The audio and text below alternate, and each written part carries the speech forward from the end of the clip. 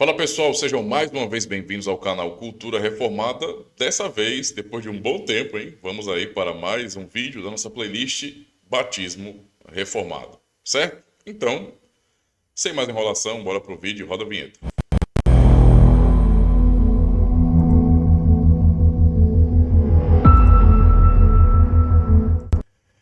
Então, pessoal, vamos então para mais um artigo aqui, né, que vai falar sobre fé e batismo. É já um artigo da sequência, não é, da nossa última aula que foi sobre os incrédulos e o pacto, tá?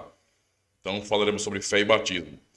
Antes, eu queria realmente pedir, né, que se você está chegando agora ou se você já acompanha os vídeos aqui no canal, né, mas não é inscrito, se inscreva, tá?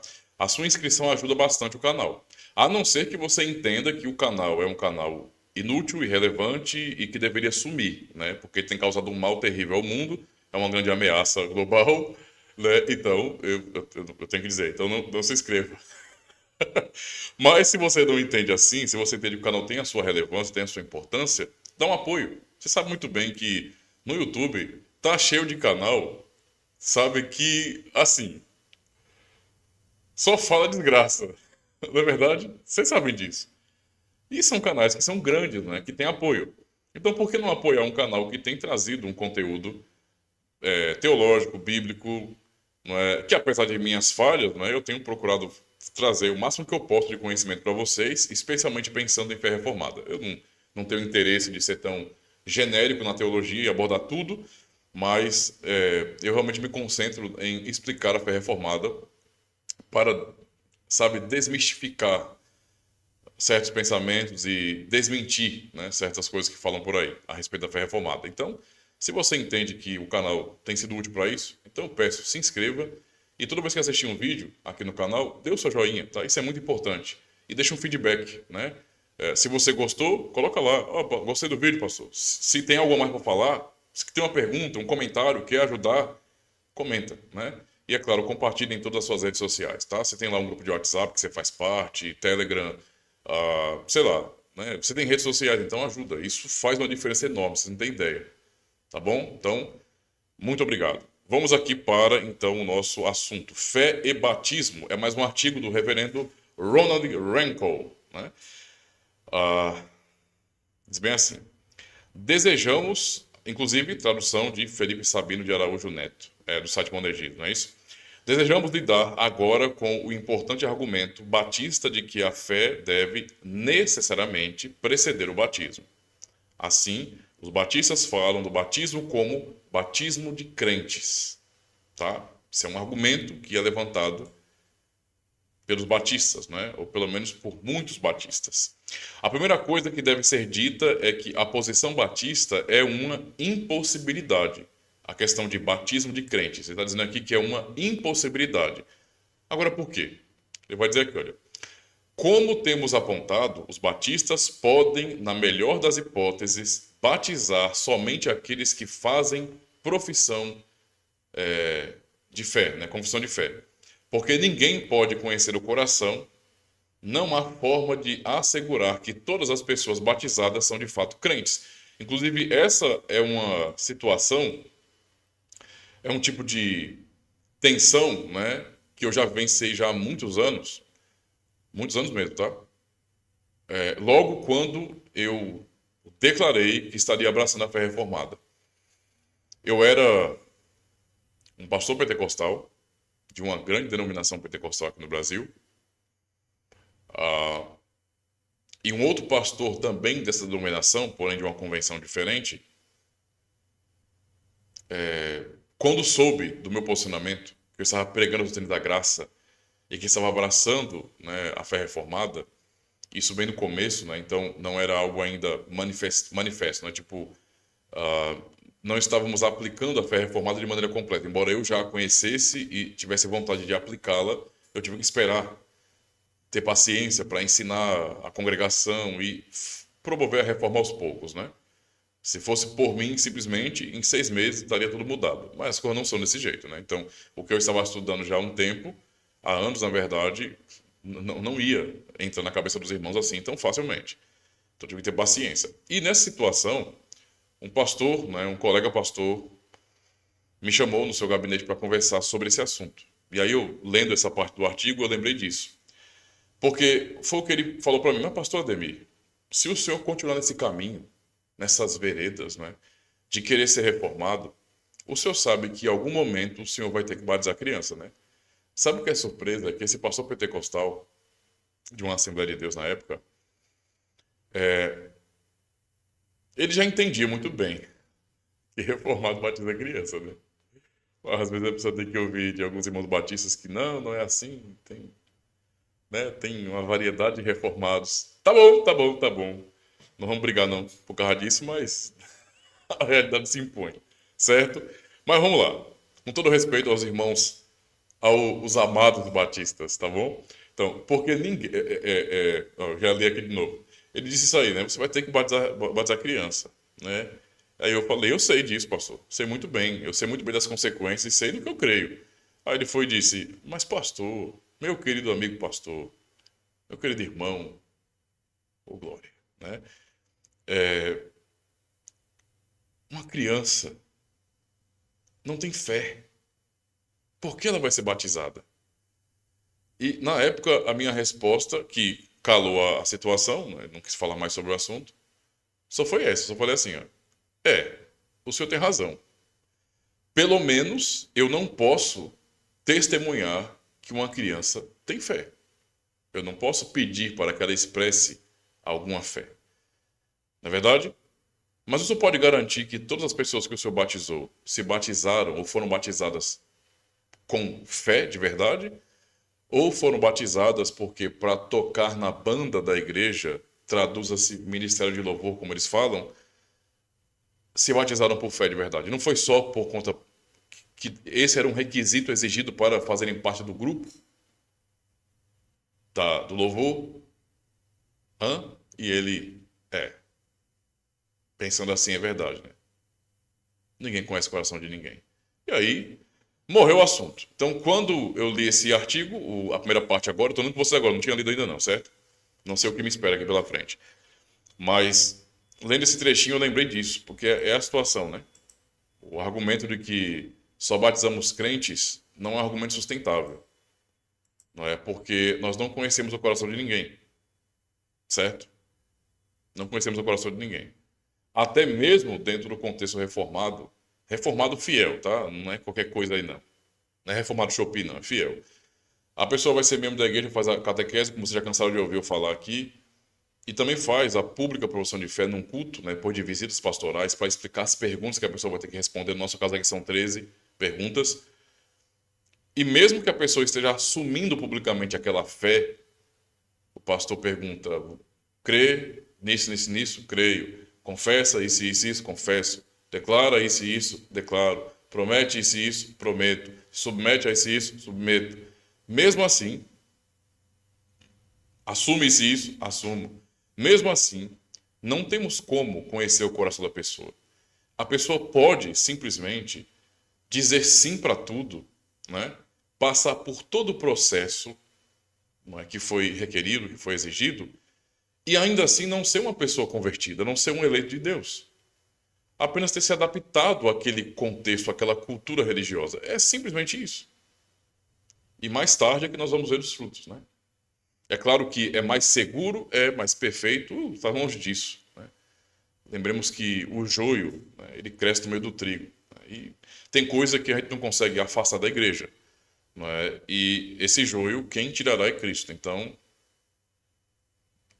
é uma coisa simples de entender, não é verdade? Continuando. A resposta comum, como explicamos anteriormente, é que eles batizam bem menos incrédulos do que aqueles que praticam o batismo infantil ou de famílias. Isso, sem dúvida, não pode ser provado, mas o fato é que se uma igreja batista, né, no caso, batiza ao menos um hipócrita ou incrédulo, ela não está mais praticando o batismo de crentes. Então, esse é o ponto. A questão do número pouco importa. O ponto é, se um incrédulo, um falso crente foi batizado, então não tem como praticar de fato o batismo de crente somente. Não tem como. Você batiza quem confessa publicamente, né, a fé que a pessoa tem ou não, né? A pessoa pode dizer sim por conveniência dela, não porque ela crê de verdade. Ou alguém vai negar isso? Continuando. Mas esse não é o principal ponto. As palavras de Jesus em Marcos 16:16 declaram: quem crer e for batizado será salvo, mas quem não crer será condenado. Esse versículo precisa ser explicado, especialmente como suas palavras são o mandamento e a garantia para a igreja do Novo Testamento ser batizadora. Tá? Então, primeiro, o versículo não diz, embora todo batista leia dessa forma, quer crer e então for a quem crer e for batizado, quem crer e então for batizado será salvo. Apenas diz que fé e batismo são necessários para a salvação.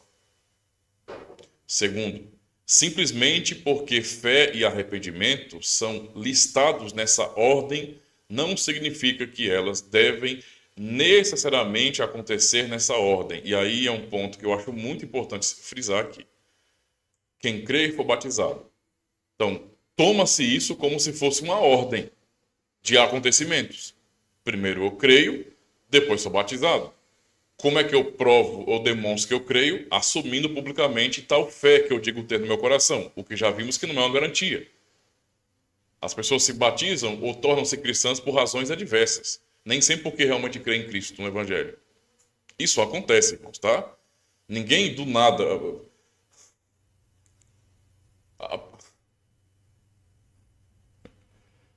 Sabe, é porque assim, é tão óbvio isso aí, mas deixa quieto, né? Deixa quieto.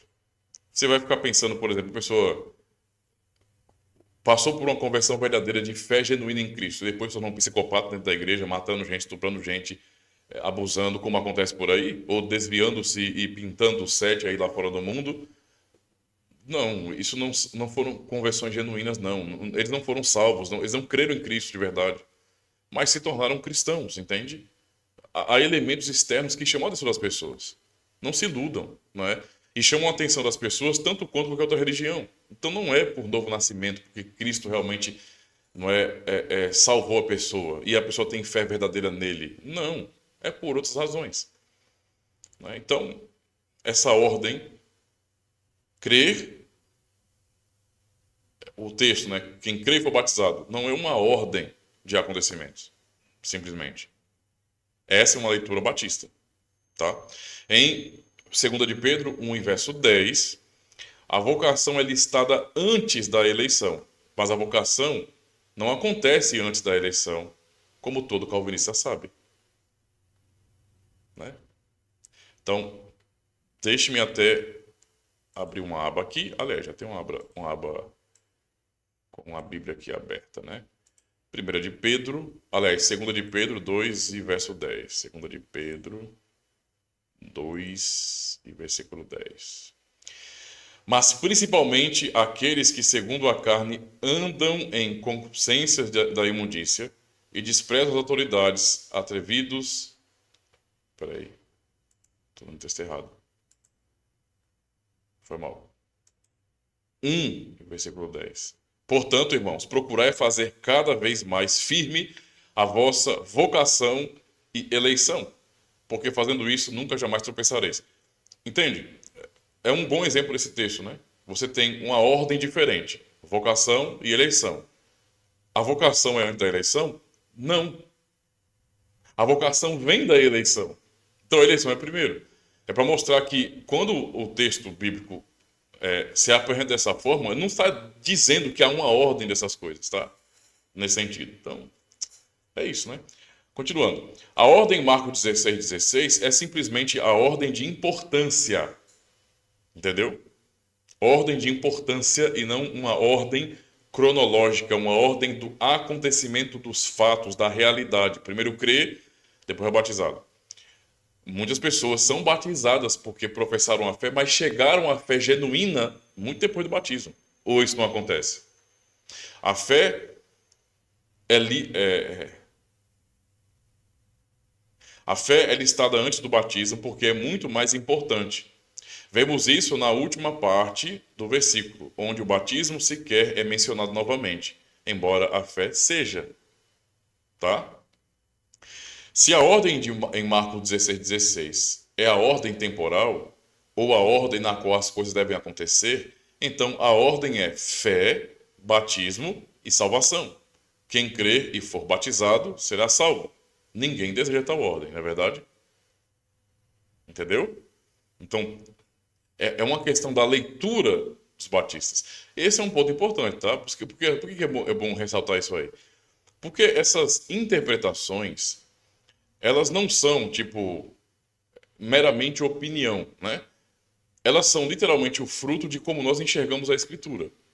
É por isso que eu já insisti 1000 vezes que existe uma diferença grande entre batistas e reformados. Essa diferença, ela é hermenêutica. A maneira como nós lemos a Bíblia é diferente, tá? É diferente. Em muitos momentos há uma convergência, nós nos encontramos, com certeza, em muitos e muitos momentos, o que é uma coisa muito boa, na verdade. Com outras tradições cristãs, esses encontros são bem menores, né? Mas, né, entre os batistas, né, os que são monegistas particulares e confessionais, sim, há uma convergência muito maior, isso é óbvio. Mas nós, sim, temos uma hermenêutica diferente, tá? Isso não tem como ser negado, não. Em adição a isso, até mesmo quando pensamos em doutrinas da graça, né? Mas, ora, eles também creem nos tais 5 pontos do calvinismo. Sim, mas digamos assim que o caminho para chegar até lá é um pouco diferente do nosso. Nós não podemos separar, por exemplo, de jeito nenhum a, a doutrina da eleição, as doutrinas da graça, da doutrina do pacto, em todas as suas consequências, né? Não tem como separar essas coisas para nós, certo? Por isso que para nós o batismo de uma criança, né, de um filho da aliança, não é criança de maneira genérica, é dos filhos dos membros da aliança, dos crentes. Porque para nós entendemos realmente que esses filhos são herdeiros também, né? São filhos da aliança também e devem receber o sinal assim como seus pais, como foi com Abraão e seus filhos. Porque não acreditamos em uma nova aliança no sentido inédito, tá? Mas numa aliança que apenas é renovada, que essencialmente é a mesma aliança, que tem administrações um pouco diferentes devido às suas respectivas dispensações, né? Antigo e Novo Testamento, ou antes após Cristo. Certo? Então, basicamente é isso. São hermenêuticas diferentes. Então, em adição a isso, existem passagens no Novo Testamento sugerindo que, pelo menos em alguns casos, a fé não precede o batismo. Atos 19, verso 4, nos fala sobre o batismo de João e como este dizia às pessoas quando as batizava que elas deveriam crer naquele que haveria de vir após ele. João não as batizou devido ao fato de já terem crido em Cristo. Então, é um bom argumento aqui também. Com respeito ao versículo 4, o batista tem duas opções. Ele pode dizer que o batismo de João não era o verdadeiro batismo do Novo Testamento, não é? O que eu também penso, né? Para mim é muito claro que o batismo de João é algo diferente. Ainda é um cerimonial do Antigo Testamento. Ainda, não é? Refere-se a uma prática que tinha muito mais a ver com a ordenação pública de Cristo, como o Cristo, certo? Por isso, aquele acontecimento de ele ser batizado, sair da água, o Espírito Santo descer sobre ele em forma corpórea de uma pomba e a voz do alto que dizia: "Este é meu filho amado em quem me comprazo." E antes, o próprio João apontando para ele: "Eis o Cordeiro que tira o pecado do mundo." Tem um objetivo diferente, tá? Embora, continuando aqui, mais da metade das referências a batismo no Novo Testamento sejam ao batismo de João. E então, nenhuma conclusão pode ser extraída delas para a prática neotestamentária. Ou pode admitir que a fé nem sempre precisa preceder o batismo, tá? E aqui acaba o artigo, né? Isso é até importante ressaltar, que para mim é muito claro que o batismo de João é o batismo de João e o batismo de Cristo é coisa diferente, né? Ele instituiu um batismo que é um sinal e selo da aliança da graça, certo? Tal qual era a circuncisão. Então, o batismo que Jesus instituiu em nome do Pai, do Filho e do Espírito Santo é um substituto da circuncisão, ou podemos usar a linguagem de Paulo em Colossenses, dizendo que literalmente é a circuncisão de Cristo, certo? Que veio para substituir aquela antiga, né? Que pertencia aos ritos cerimoniais também, né? Lá da Antiga Aliança, ou do Antigo Testamento, tá? Então, basicamente é isso. Então, reflita sobre isso aqui, tá? Eu vou deixar o artigo para vocês aqui baixarem também, e poderem ler depois, certo? Mas é isso aqui, tá? Fé e batismo, né? Então não refere-se a simplesmente uma ordem, mas apenas uma ordem de importância e não uma ordem temporal de acontecimentos. Tá bom? Então, muito obrigado pela paciência de vocês. Essa foi mais uma aulinha aí sobre o assunto do batismo reformado. Então, muito obrigado por ter assistido a mais um vídeo aqui no canal Cultura Reformada. Saiba que você pode ajudar ainda mais o canal Cultura Reformada de duas formas. A primeira delas é se inscrevendo, marcando o sininho, dando joinha nos vídeos que você assistir e deixando um comentário. Isso ajuda bastante no engajamento. E é claro, aquilo que pode fazer a grande diferença é você compartilhar o conteúdo do canal e recomendar nos seus grupos de WhatsApp, de Telegram, em suas redes sociais também, ou seja, espalhar, não é, o canal Cultura Reformada. E a segunda forma para você cooperar com o canal é se tornando um patrocinador. Se você tem julgado que o canal é relevante e tem, de fato, espalhado a fé reformada de maneira fiel e confessional, também se torne um patrocinador. Aqui abaixo você terá acesso ao QR Code para que você possa me ajudar a comprar mais livros, mais literatura, para enriquecer ainda mais o nosso conteúdo aqui no canal. Valeu, muito obrigado, aproveita e assiste mais um vídeo aí.